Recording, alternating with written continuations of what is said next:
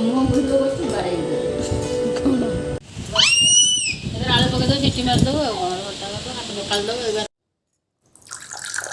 Hello hi नमस्कार जय जगन्नाथ सांग मैंने केमती अच्छा आशा करुँची समस्ते बहुत ही बढ़िया थे मस्त थे खुशी थे फुल बिंदास थे मु भी बहुत भल अच्छे किंतु हेल्ला टिके देहटा टिके असुस्थ लगुच टिके थंडा धरी जाइए गाल साइड्रे जो बाहर टनसिल सेटा बाहरी जाइए बहुत ही पेन हो कान फान बहुत जोर पेन हो तो से आपण मानक थंडा वर्षारे मो देह जेहेतु खराब अच्छी से कि गर्मा गर्म चारे आपण मानक स्वागत करुच्ची मोर नुआ ब्लॉग को मोर चैनल को चलतु गर्मा गर्म चा पीवा आ मो चैनल को एंजॉय करवा मुझे देखेबी आपण मानक चैनल आज कौन कौन सब बन देखते वर्षा तो आसीगला तो वर्षा तो बहुत जोर भी होता छाड़ी जाइए टिके जस्ट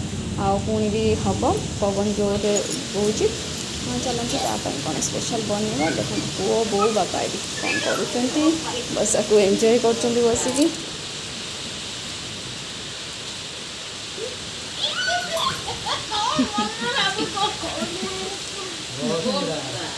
टिके पानी छाटा मारुच तो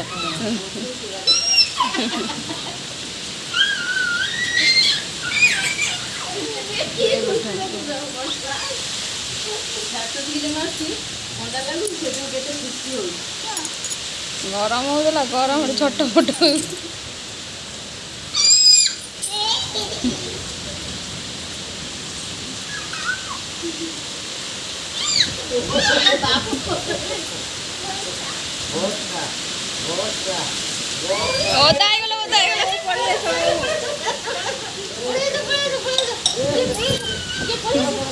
दाता बढ़िया दाल बढ़िया दर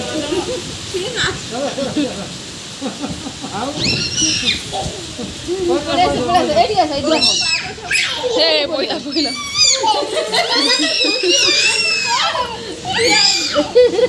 बड़ी के भी से दाता देखो देखो समय तो पड़ी आइले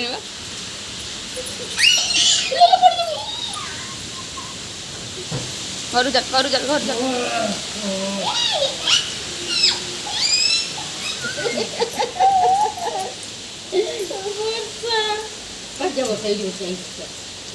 जाना अब जाना जाना छड़ चल हाँ से बर्तार पानी हेले भले चल हाँ गोड़ खसई दे चल रात्रि बहुत जोर तो वर्षा होची तो ता सहित किसी गर्मा गर्म हो गले वर्षाटा बहुत ही जमीज मजा आसीज संध्या बेलाटा चा सहित जब किसी गर्मा गर्म हो जाए तो आज गोटे गोटे बहुत ही फेमस और बहुत ही टेस्टी गोटे स्पेशल रेसिपी मुझे सहित शेयर करी जोटा कि झटापट हो खावा को बहुत ही बढ़िया आउ बहुत ही हेल्दी भी कौन किसी भी ऑयल एथरे यूज हेनी बाकी बहुत सारा वेजिटेबल यूज करें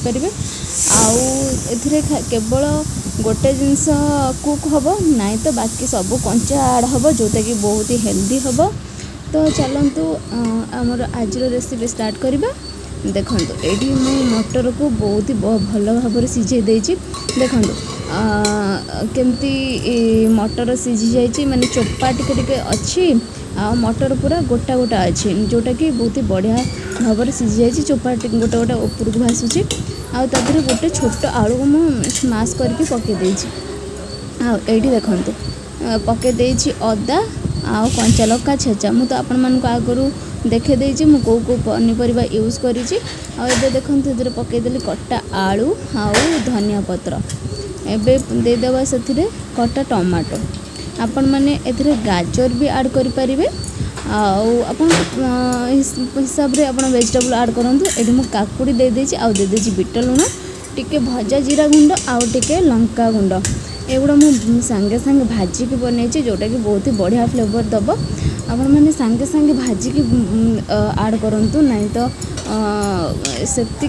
ସେତିକି ଭଲ ଫ୍ଲେଭର୍ ଆସିବନି ଯଦି ଆପଣ ରେଡ଼ିମେଡ଼୍ ୟୁଜ୍ କରିବେ କିମ୍ବା ଆଗରୁ ବନେଇକି ରଖିଥିବାଟା ୟୁଜ୍ କରିବେ। ଏଠି ଦେଖନ୍ତୁ ସବୁତକ ମୁଁ ମିକ୍ସ କରିଦେଇଛି ଆଉ ଏଇଠି ଦେଇଦେଉଛି ଲେମ୍ବୁ ରସ। ଆଗରୁ ମୁଁ ଲେମ୍ବୁ ରସ ଆଉ ତେନ୍ତୁଳି ରସକୁ ଏଇ ମଟର ପାଣିରେ ଆଡ଼୍ କରିଦେଇଛି, ଯେଉଁଟାକି ଭିଡ଼ିଓରେ ଦେଖେଇ ପାରିନି, ଭିଡ଼ିଓ ସୁଟ୍ କରିପାରିନଥିଲି।